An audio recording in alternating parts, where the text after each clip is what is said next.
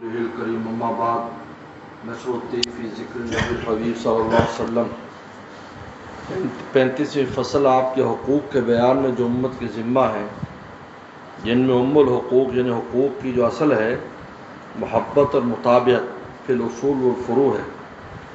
جاننا چاہیے کہ کسی سے محبت ہونا اور اس محبت کا مقتضا مطابق ہونا تین سبب سے ہوتا ہے۔ ایک کمال محبوب کا، جیسے عالم سے محبت ہوتی ہے، شجاع سے محبت ہوتی ہے۔ دوسرا جمال، جیسے کسی حسین سے محبت ہوتی ہے۔ تیسرا نوال، جانا عطا و احسان، جیسے اپنے منعم اور مربی سے محبت ہوتی ہے۔ جناب صلی اللہ علیہ وسلم کی ذات مقدسہ میں تینوں وصف علی سبیل الکمال مجتمع ہیں۔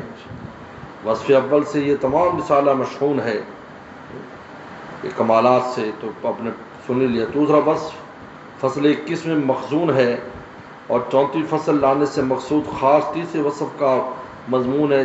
جب تینوں وصف جو علت محبت ہیں آپ میں جمع ہیں تو خود اس کا طبی مقتضا یہ ہے کہ آپ کے ساتھ محبت کو امت کو اعلیٰ درجے کی محبت ہونا چاہیے۔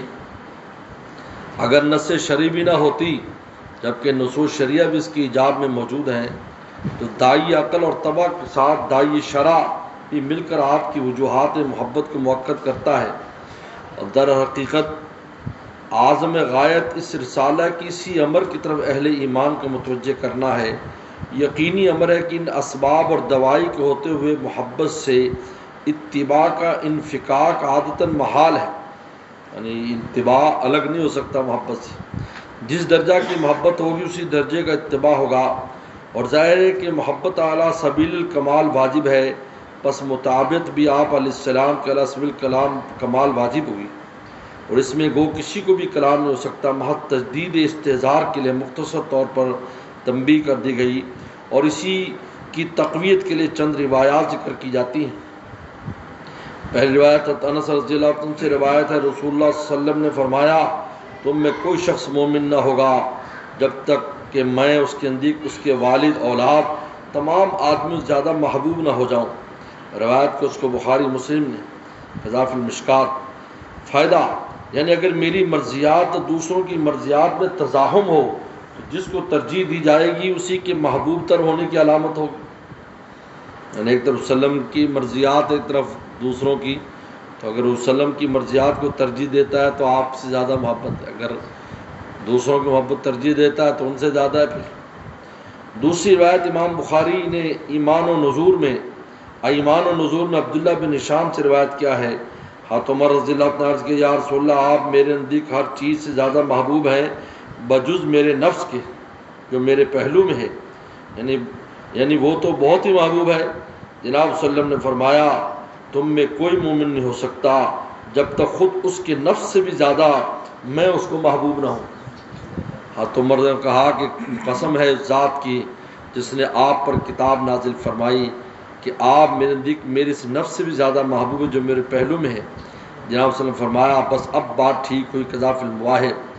فائدہ میں حضرت فرماتے ہیں، عمر نے اول محبت بلا اسباب کو محبت بالاسباب سے اقویٰ سمجھ کر نفس کو مستثنیٰ کیا۔ پہلے آپ کی اس ارشاد سے کہ اپنے نفس سے بھی زیادہ محبوب رکھنا ضروری ہے، یہ سمجھ گئے کہ اقویٰ ہونے کا مدار کوئی ایسا امر ہے کہ اس کے اعتبار سے کوئی چیز نفس سے زیادہ محبوب ہو سکتی ہے۔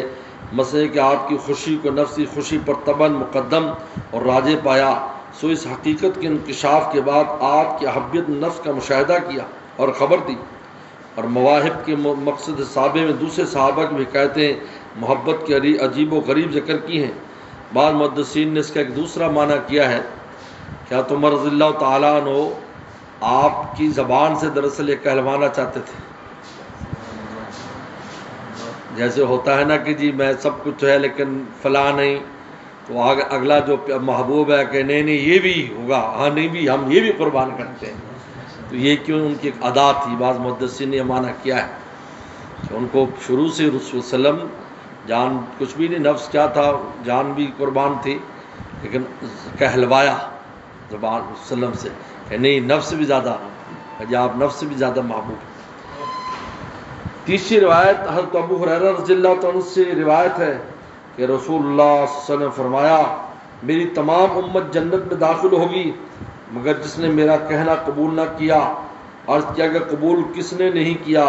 فرمایا جس نے میری اطاعت کی جنت میں داخل ہوگا، جس نے میری نافرمانی کی اس نے قبول نہیں کیا۔ روایت کی اس کو بخاری نے قضا فی المشکات۔ صحابہ کے سوال سے معلوم ہے کہ یہ ایوا مخصوص بالکفر نہیں ہے، یعنی صرف کافر مراد نہیں ہے، ورنہ اس میں کون سا خفا تھا؟ بس آپ کی اتباع نہ کرنے کو ایوا سے تعبیر فرمایا، اس سے مطابق کا وجوب ثابت ہوتا ہے۔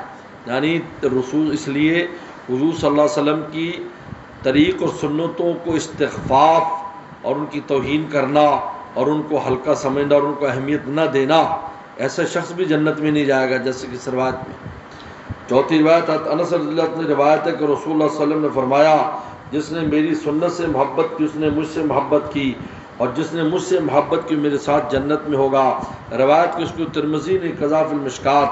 فائدہ اس حدیث سے معلوم کہ علامت آپ کی محبت کی آپ کی سنت کی محبت ہے، اور آپ کی محبت کی فضیلت بھی ثابت ہوئی کہ مفتاح جنت ہے، اور جنت کے ساتھ وسلم کی معیت کا بھی موجب ہے۔ پانچویں روایت حضرت عمر رضی اللہ عنہ سے روایت ہے، ایک شخص کو جناب وسلم نے شراب پینے کے جرم میں سزا دی، پھر وہ ایک دن حاضر کیا گیا، پھر آپ نے حکم سزا کا دیا۔ ایک شخص نے مجمع میں سے کہا اے اللہ اس پر لعنت کر، کس قدر کثرت سے اس کو مقدمے میں لایا جاتا ہے۔ رسول صلی اللہ علیہ وسلم فرمایا اس پر لعنت مت کرو، واللہ میرے علم میں یہ اللہ اور اس کے رسول سے محبت کرتا ہے۔ روایت کو اس کو بخاری نے فائدہ۔ اس حدیث سے چند امور ثابت ہے کہ یہ ایک بشارت مذنبین کو ان سے اللہ رسول کی محبت کی نفی نہیں کی گئی، دوسری تنبیہ مذنبین کو کہ نیری محبت سزا سے بچنے میں کام نہ آئی تو کوئی اس ناز میں نہ رہے کہ بس خالی محبت بدون اطاعت کی سزائے جہنم سے بچا لے گی، البتہ بہت بعید من رحمت سے بچا سکتی ہے، جیسے کہ انہیں لعنت سے معلوم ہوا۔ پر جو سزا آخرت کی اس ملعونیت پر مرتب ہے یعنی خلود، اس سے یہ محبت بچا لے گی، بعد سزا کی مغفرت ہو جائے گی۔ تیسری فضیلت محبت کی جیسے کہ ظاہر ہے۔ چوتھے تفاوت مراتب محبت کا، یہ باوجود ہے کہ سیان کے اس بات محبت حکم فرمایا، اس سے ثابت ہوا کہ محبت کامل نہ ہونے سے گو کمال محبت کا حکم نہ ہوگا، مگر نفس سے مطابق سے ادنا درجے کا اس کا کفر سے نکلنا کوئی درجہ محبت کا ثابت کہا جاوے گا۔ چنانچہ مومن خواہ کتنے گناہگار ہو مگر اس پر لعنت نہ کرنی چاہیے، اس سے عظمت ثابت ہوتی ہے اللہ رسول کی محبت کی کہ اس کے ایک شمع بھی گو مقرون بالمعاصی ہو مانع عن لعنت ہے تو اس کا کامل و خالد درجہ کیا مؤثر ہوگا۔ جرا خاکہ میں چوں مجنوں کند، ایک قطرہ کہ جس میں مٹی ملی تھی اس نے مجھے مجنوں کر دیا، صاف گر باشد ندانم چے کند، اگر صاف ہو تو پتہ نہیں کیا حال ہوگا۔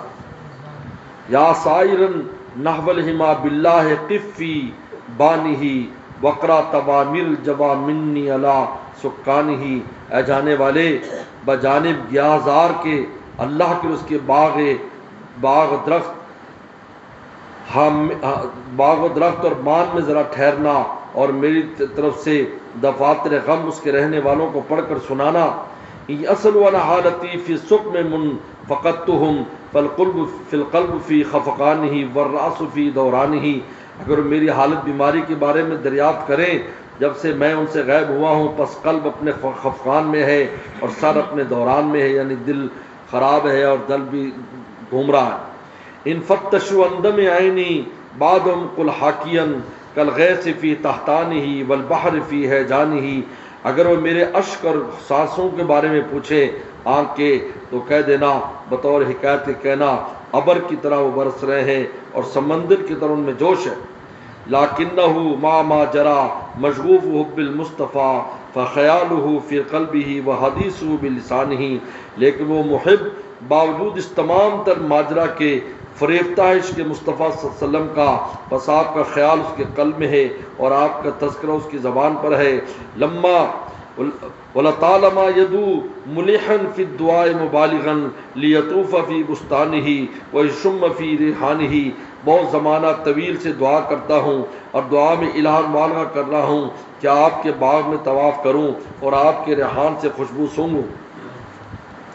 یا من تفوق امرہ فوق الخلائق فی العلا حتی لقد اثنى علیک اللہ فی قرآنہ، اے وہ مبارک ذات جن کا مرتبہ تمام خلائق پر بلندی میں فائق ہو گیا، یہاں تک کہ آپ پر اللہ تعالی نے اپنے قرآن میں ثنا فرمائی، صلی علیک اللہ آخر دہری متفضلا مترحما وحبا لک الموعود فی احسانہ، اللہ تعالیٰ آپ پر درود و نازل فرمائیں زمانہ کے اخیر تک تفضل کرتے ہوئے اور ترحم فرماتے ہوئے، اور آپ کے اپنے احسانات موعودہ عطا فرمائیں۔ یہ حضرت تھانوی رحمہ اللہ کے اپنے اشعار ہیں جو انہوں نے نعتیہ اشعار جو ہیں ذکر فرمائے ہیں۔ 36ویں فصل آپ کی توقیر، احترام اور ادب کے وجوب میں، یہ بھی فصل سابق سے ملحق ہے، یہ بھی من جملہ آپ کے حقوق عظمت کے ہیں۔ اس باب میں چند آیات اور روایات نقل کرنا کافی ہے۔ پہلی آیت سورہ توبہ کی، ما کان اہل مدینہ تھی، بسم اللہ الرحمن الرحیم، ما کان اہل مدینہ من حولہم بالآرام یتخلفون صلی ولا یرغبوا بانفسہم عن نفسی، فرمایا اہل مدینہ اور اس کے ارد گرد لوگوں کے لیے، آرام کے لیے یہ لائق نہیں ہے کہ رسول اللہ سے پیچھے رہیں اور آپ کی جو ہے نا جان سے اور آپ کی ذات سے اعراض کریں۔ آیت دوم سورہ نور میں ارشاد ہے، انما المؤمنون الذین آمنوا باللہ ورسولہ وَإِذَا كَانُوا مَعَهُ عَلَىٰ أَمْرٍ جَامٍ لَمْ يَذْهَبُوا حَتَّىٰ يَسْتَأْذِنُوا إِنَّ الَّذِينَ يَسْتَأْذِنُونَكَ أُولَٰئِكَ الَّذِينَ يُؤْمِنُونَ بِاللَّهِ وَرَسُولِهِ فَاسْتَأْذَنُوكَ لِبَعْضِ شَأْنِهِمْ فَأْذَن لِّمَن شِئْتَ مِنْهُمْ وَاسْتَغْفِرْ لَهُمُ اللَّهُ إِنَّ اللَّهَ غَفُورٌ رَّحِيمٌ لَا تَجْعَلُوا دُعَاءَ الرَّسُولِ بَيْنَكُمْ كَدُعَاءِ بَعْضِكُم بَعْضًا۔ یہ آخر میں کہا کہ اپنی گفتگو کو ایسے نہ کرو رسول اللہ سے جس سے تم آپس میں بات کرتے ہو۔ آیت سوم سورہ احزاب میں ہے، ما کان لکم ان تؤذوا رسول اللہ ولا ان تنکحوا ازواجہ من بعدہ ابدا، کہ تمہیں اجازت نہیں کہ رسول اللہ کو تکلیف دو اور ان کی دنیا سے پردہ فرمانے بعد ان کی بیوی سے شادی کرو، ان ذالکم کان عند اللہ عظیما، یہ اللہ کے یہاں بہت بڑا گناہ ہے۔ الی قولی تعالی، ان الذین یؤذون اللہ ورسولہ لعنہم اللہ فی الدنیا والآخرہ، جو اللہ رسول کو تکلیف دیتے ہیں ان کو دنیا اور آخرت میں ایذا پہنچاتے دنیا میں ان پر لعنت ہے۔ وَأَعَدَّ لَهُمْ عَذَابٌ مُّهِينًا، آیت 4 سورہ فتح میں، اِنَّا أَرْسَلْنَاكَ شَاهِدًا وَمُبَشِّرًا وَنَذِيرًا لِتُؤْمِنُوا بِاللَّهِ وَرَسُولِهِ وَتُعَزِّرُوهُ وَتُوَقِّرُوهُ تُسَبِّحُوهُ بُكْرَةً وَأَصِيلًا، ہم نے آپ کو شاہد، بشیر، نذیر بنا کر بھیجا تاکہ اللہ رسول پر تم ایمان لاؤ اور ان کی تکریم اور کرو اور صبح شام اللہ کا ذکر کرو۔ آیت 5 سورہ حجرات میں، یا ایھا الذین آمنوا لا تقدموا بین یدی اللہ ورسولہ واتقوا اللہ ان اللہ سمیع علیم، الی قولی ولو انہم صبروا حتی تخرج الیہم لکان خیر لہم واللہ غفور رحیم۔ حاصلین آیات کا یہ ہے کہ نمبر 1، مدینہ کے رہنے والوں کو اور جو دیہاتی ان کے گرد و پیش رہتے تھے ان کو یہ زیبا نہ تھا کہ وسلم کا ساتھ نہ دیں، اور نہ یہ زیبا تھا کہ اپنی جان کو ان کی جان سے عزیز سمجھے۔ بس مسلمان تو وہی جو اللہ پر اور اس کے رسول پر ایمان رکھتے ہیں، جب رسول کے بعد کسی ایسے کام میں ہوتے جس کے لیے مجمع کیا گیا اور اتفاقاً وہاں سے جانے کی ضرورت پڑتی ہے، تو جب تک آپ سے اجازت نہ لیں اور آپ اس پر اجازت نہ دے دیں مجلس اٹھ کر نہیں جاتے۔ پیغمبر جو لوگ آپ سے ایسے موقع پر اجازت لیتے ہیں بس وہی اللہ اور اس کے رسول پر ایمان رکھتے ہیں۔ تو جب یہ اہل ایمان لوگ ایسے مواقع پر اپنے کسی ضروری کام کے لیے آپ سے جانے کی اجازت طلب کریں تو ان میں سے آپ جس کے لیے مناسب سمجھ کے اجازت دینا چاہیں اجازت دے دیا کریں، اور اجازت دے کر بھی آپ ان کے لیے اللہ سے مغفرت کی دعا کیجیے۔ بلا شبہ اللہ تعالیٰ بخشنے والا مہربان ہے۔ تم لوگ رسول اللہ صلی اللہ علیہ وسلم کے بلانے کو جب وہ کسی ضرورت اسلامیہ کے لیے تمہیں جمع کریں، ایسا معمولی بلانا مت سمجھو جیسا تم ایک دوسرے کو بلانا سمجھتے ہو، چاہے آیا نہ آیا، پھر آ کر بھی جب تک چاہا بیٹھا، جب تک چاہ اٹھ کر بغیر اجازت چل دیا۔ تیسری جو ہے آیت میں، حرمت ایذاء نبی صرف فضول جم کر بیٹھ جانے ہی کی صورت میں منحصر نہیں بلکہ الاطلاق ہے کہ تم کو کسی عمر میں جائز نہیں کہ اس وسلم کو کلفت پہنچاؤ، اور نہیں یہ جائز ہے کہ تم آپ کے بعد آپ کی بیوی میں سے کسی سے بھی نکاح کرو، یہ خدا کے لیے بہت بڑی بھاری معصیت ہے۔ اور جس طرح یہ نکاح ناجائز ہے، اس کا زبان سے ذکر کرنا یا دل میں ارادہ کرنا سب گناہ ہے۔ سو اگر تم اس کے متعلق کسی چیز کو زبان سے ظاہر کرو گے یا اس کو دل میں پوشیدہ رکھو گے، اللہ تعالیٰ کو دونوں کی خبر ہوگی کیونکہ ہر چیز کو خوب جانتے ہیں، بس تم کس پر سزا دیں گے۔ اور ہم نے جو اوپر حجاب کا حکم دیا ہے، اس سے بعض مستثنا بھی ہیں جس کا بیان ہے کہ پیغمبر کی بیویوں پر اپنے باپوں کے سامنے ہونے کے بارے میں کوئی گناہ نہیں، نہ اپنے بیٹوں کے یعنی بیٹا ہو، نہ اپنے بھائیوں کے، نہ اپنے بھتیجوں کے، نہ بھانجوں کے، اور نہ اپنی دینی شریک عورتوں کے، نہ اپنے لونڈیوں کے، یعنی ان کے سامنے آنا جائز ہے۔ اے پیغمبر کی بیویوں، ان احکام مذکورہ کے امتثال میں خدا سے ڈرتے رہو، کسی حکم کے خلاف نہ ہونا پاوے، بے شک اللہ تعالیٰ ہر چیز پر حاضر ناظر ہے، یعنی اس سے کوئی امر مخفی نہیں ہے، بس خلاف میں احتمال کا سزا کا ہے۔ بے شک اللہ تعالیٰ اس کے فرشتے رحمت بھیجتے ہیں ان پیغمبر سلام پر۔ اے ایمان والو، تم بھی آپ پر رحمت بھیجا کرو، خوب سلام بھیجا کرو، تاکہ آپ کا حق عظمت جو تمہارے ذمہ ہے ادا ہو۔ بے شک جو لوگ اللہ تعالیٰ اس کے رسول صلی اللہ علیہ وسلم کو قصداً ایذا دیتے ہیں، اللہ تعالیٰ ان پر دنیا اور آخرت میں لعنت کرتا ہے اور ان کے لیے ذلیل کرنے والا عذاب تیار کر رکھا ہے۔ چوتھی آیت میں محمد صلی اللہ علیہ وسلم ہم نے آپ کو ہمارے امت پر قیام دن گواہی دینے والا عموماً اور دنیا میں خصوصاً مسلمان کے بشارت دینے والا اور کافروں کے لیے ڈرانے والا بھیجا ہے۔ اے مسلمانوں، ہم نے ان کو اس لیے رسول بنا کر بھیجا ہے تاکہ تم لوگ اللہ پر اس کے رسول صلی اللہ علیہ وسلم پر ایمان لاؤ اور ان کے دین کی مدد کرو اور ان کی تعظیم کرو اور عقیدتاً بھی اللہ تعالیٰ کو موصوف بالکمالات منزہ عن النقائص سمجھو اور عملاً بھی اس کی اطاعت کرو اور صبح شام اس کی تسبیح تقدیس کرو۔ پانچویں آیت میں اے ایمان والو، اللہ رسول کی اجازت سے پہلے تم کسی قول یا فعل میں سبقت مت کیا کرو، یعنی جب تک قرائن قویہ یا تصریح سے اذن گفتگو کا یا نہ ہو گفتگو مت کرو اور اللہ سے ڈرتے رہو۔ بے شک اللہ تعالیٰ تمہارے سب اقوال کو سننے والا اور تمہارے افعال کو جاننے والا ہے۔ اے ایمان والو، تم اپنے آوازیں پیغمبر سلام کی آواز سے بلند مت کیا کرو، نہ ان سے ایسا کھل کر بولا کرو جیسے آپس میں ایک دوسرے سے کھل کر بولا کرتے ہو، کہ یعنی آواز نہ بلند آواز سے بولو جبکہ آپ کے سامنے بات کرنا ہو، گو باہمی مخاطبت ہو، اور نہ برابر کی آواز سے جبکہ خود آپ سے مخاطبت کرو، کبھی تمہارے اعمال برباد ہو جائیں تم کو خبر بھی نہ ہو۔ تو مطلب یہ ہے کہ رفع صوت کا صورتاً بے باکی ہے اور جہر کا جہر بینکم گستاخی تبن بوجہ اس کے تابع قالن حالن مدی التزام ادب مطبوع ہوتا ہے۔ اس میں اس التزام کا ترک ہے، ناگوار اور موزی تعزی ہو سکتا ہے، موجب تعزی ہو سکتا ہے اور تجزی رسول کی موجب حبت عمل ہے، گو اور معاصی موجب حبت عمل نہیں ہوتے، لیکن اس عام سے مخصوص ہے۔ البتہ بعض اوقات جبکہ طبیعت زیادہ منبسط ہو یا امر ناگوار نہیں ہوتے، اس وقت بوجب عدم تحقق ایذا امور موجب حبت نہیں ہوتے، مگر چونکہ تعزی سامع کا تحقق بعض اوقات متکلم کو معلوم نہیں ہوتا، اس بنا پر ممکن ہے کہ تعزی ہو جائے اس لیے حبت بھی ہو جائے اور متکلم اس گمان میں رہے کہ تعزی نہیں ہوئی بس حبت کی بھی خبر نہ ہوئی، لا تشعرون کے معنی ہے۔ اسی وجہ سے مطلق رفع صوت اور جہر بالقول کو منع کر، یعنی ہر دفعہ اونچا بولنے سے وسلم کی اذا نہیں ہوتی، لیکن اس میں احتمال ہے، لہذا احتمال پر بندی لگا دی کہ اونچا بولنا ہی نہیں رسول اللہ کے سامنے، تو ہو سکتا ہے اونچا بولنے سے اذا ہو اور رسول اللہ کو جب تکلیف ہوگی تو اس آدمی کی نیکیاں ساری ضائع ہو جائیں گی، اس لیے اونچا بولنے کی اجازت، آج بھی یہی، بعد میں بھی یہی حقوق ہے، آج بھی یہی حقوق ہے قبر مبارک پر۔ اسی وجہ سے مطلق رفع صوت اور جہر بالقول کو منی عنو کر دیا، ٹھہرا کہ گو اس کے بعد افراد موجب تعزی نہ ہوں گے، لیکن اس کی تعین کیسے ہوگی، لہذا مطلقاً تمام افراد کو ترک کر دینا چاہیے۔ یہ تو ترغیب تھی رفع صوت پر، آگے ترغیب ہے خفض صوت کی۔ بے شک جو لوگ اپنی آوازوں کو رسول اللہ صلی اللہ علیہ وسلم کے سامنے پست رکھتے ہیں، یہ وہ لوگ ہیں جن کے قلوب کو اللہ نے تقوی کے لیے خالص کر دیا، یعنی ان کے قلوب میں غیر تقوی نہیں ہے، مطلب یہ کہ متقی کامل ہیں، مطلب معلوم ہوتا ہے کہ اس باب خاص میں وہ کمال تقوی کے ساتھ موصوف ہیں، کیونکہ کمال تقوی یہ ہے، حدیث مرفوع میں آتا ہے لا یبلغ ان یکون من المتقین، کہ بندہ متقی نہیں ہو سکتا حتی یدا ما لا باس فی حضر لما بی باس، وہ چیز کو چھوڑ دے جس میں تکلیف کی گنجائش اگرچہ جائز ہے لیکن اس لیے چھوڑ دے کہ کہیں ناجائز کام نہ ہو۔ اور رفع صوت کی ایک فرد فی نفسی غیر ذی باس بھی ہے جس میں تعزی نہ ہو، اور ایک فرد ذی باس ہے جس میں تعزی ہو۔ جب انہوں نے مطلق رفع صوت ترک کر دیا تو ذی باس کی حضر سے غیر ذی باس ترک کر دیا، بس کمال تقوی متحقق ہو گیا، اور فی نفسی کی قید سے لگائی کہ بعد نہیں کہ پھر تو دونوں فردیں ذی باس ہیں، آگے ان کا عمل کا ثمرہ اخروی مذکور ہے کہ ان لوگوں کے لیے مغفرت اور اجر عظیم ہے۔ اور جو لوگ حجروں کے باہر سے آپ کو پکارتے ہیں ان میں اکثروں کو عقل نہیں ہے، ورنہ آپ کا ادب کرتے اور ایسی جرت نہ کرتے۔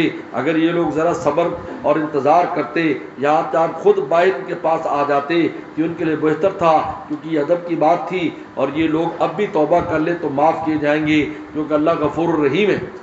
اس میں بڑی اہم ایک بات جو نقطہ ہے وہ یہ ہے کہ پیغمبر صلی اللہ علیہ وسلم کے بعد بھی ان کی قبر مبارک کا بھی یہی ادب ہے، اور اس ادب سے کہ وہاں پر آہستہ آہستہ پیش کرنا، شور شرابہ، اونچی آواز، چیخنا چلانا، تو اس سے یہ ایک بہت اہم جو اس میں ایک نعمت نصیب ہوتی ہے کہ قرآن مجید نے کہا کہ جو ادب سے بات کرتے ہیں اللہ نے ان کے دلوں کو تقوی کے لیے چن لیا ہے۔ تو یہ نعمت نصیب ہو جاتی ہے کہ ان کے قلوب کو اس حاضری کے وقت اگر ادب سے پیش ہوں گے تو ان کے دل کو اللہ تقوی کے لیے منتخب فرما لیں گے، جیسا کہ یہ کہا ہے تقوی کے لیے منتخب کر لیں گے، کیونکہ تقوی یہ ہے کہ جو چیز جائز بھی ہے لیکن اس میں اس جائز کی وجہ سے اس کے ناجائز ہونے کا میں گرنے کا احتمال نہ ہو، تو چونکہ ایذا پہنچنے کے احتمال وسلم کو اونچی آواز میں بات کرنے سے، اس لیے بہت اہم ہے۔ تو آج امت کے لیے آپ کی حاضری کے موقع پر یہی ادب ہے، اس لیے بزرگوں نے تو یہ لکھا ہے کہ پوری مسجد نبوی میں کہیں پر بھی اونچی آواز میں بات نہ کرے بیٹھ کر، کہیں پر بھی، اس لیے کہ سارا وسلم کی جو نا وہ صحبت مبارکہ ہے جس میں آپ بیٹھے ہیں، تو خاص طور پر مواجہ پر جب پیش ہوتا ہے اس کے وقت۔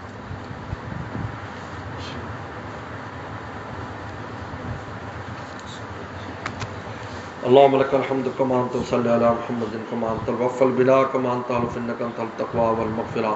ربنا ظلمنا أنفسنا وإن لم تغفر لنا وترحمنا لنكونن من الخاسرين.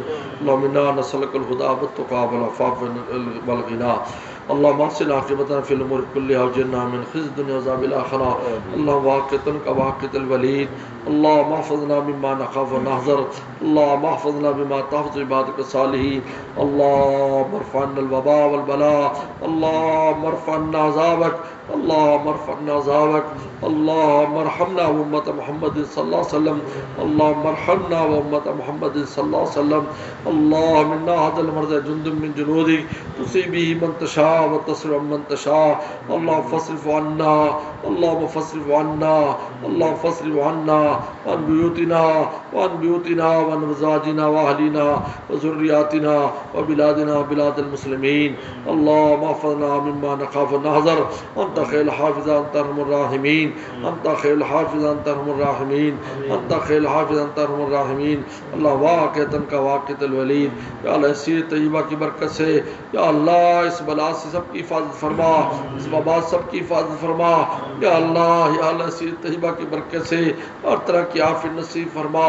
یا اللہ رمضان مبارک کا پیارا مہینہ قریب آ رہا ہے. یا اللہ اس سیرت طیبہ کی قرات کی برکت سے یا اللہ ہماری مسجدوں کو آباد ارشاد فرما.